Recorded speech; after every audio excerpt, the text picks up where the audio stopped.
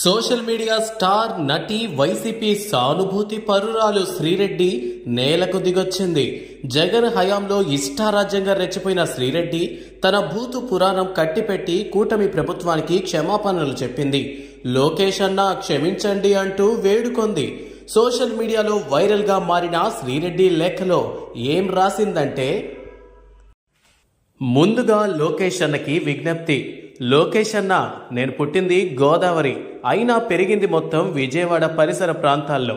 అందుకే నాకు మీ కమ్యూనిటీ వాళ్ళే 95% ఫ్రెండ్స్. ఈ విషయాన్ని అనేక వీడియోలో కూడా చెప్పాను. వెరీ రేర్ టైమ్స్లో మెన్షన్ చేసుంటాను, కానీ అవమానించలేదు. మా అమ్మ నాన్నకు కూడా విజయవాడతోనే ఎక్కువ అనుబంధం. అలాగే మా సొంత ఇల్లు గట్రా అక్కడే. అమరావతి రావడం మా ఇంట్లో వాళ్ళని ఎంతో సంతోషపెట్టింది. ఎందుకంటే వాళ్లకున్న అరాకొర సొంతిల్లు రేట్లు పెరిగాయని.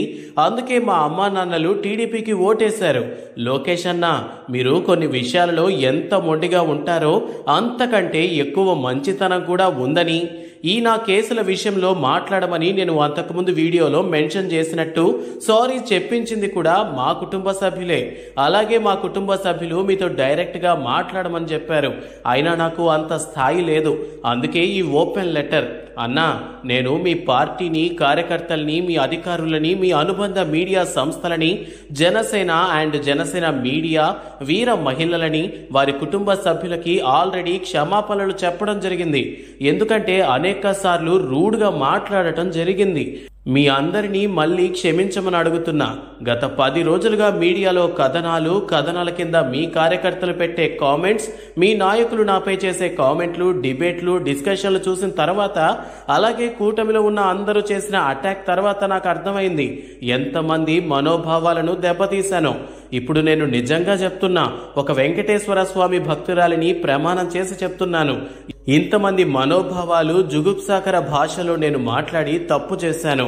నా పూజలు, హోమాలు, భక్తి గురించి బహుశా మీకు తెలిసే అవకాశం లేదు. ఇంత పూజ, ప్రార్థనలు చేసే నేను ఈ పాపం ఎలా చేశాను, ఏ కండకావరంతో చేశాను అనేది నాకే అర్థం కావటం లేదు. అందుకే ముందుగా చంద్రబాబు నాయుడు గారికి, లోకేష్ గారికి, వారి కుటుంబ సభ్యులకు, హోమ్ మినిస్టర్ గారికి, టీవీ5, ఆంధ్రజ్యోతి, ఐటీపీపీకి, టీడీపీ కార్యకర్తలకు, సోషల్ మీడియాకు సారీ. జనసేన మీడియా, వీర మహిళలు, సోషల్ మీడియాకు, పవన్ కళ్యాణ్ గారికి నా హృదయపూర్వక సారీ. దయచేసి మీరందరూ పెద్ద మనసు చేసుకుని మీ తెలుగు అమ్మాయిని క్షమించండి.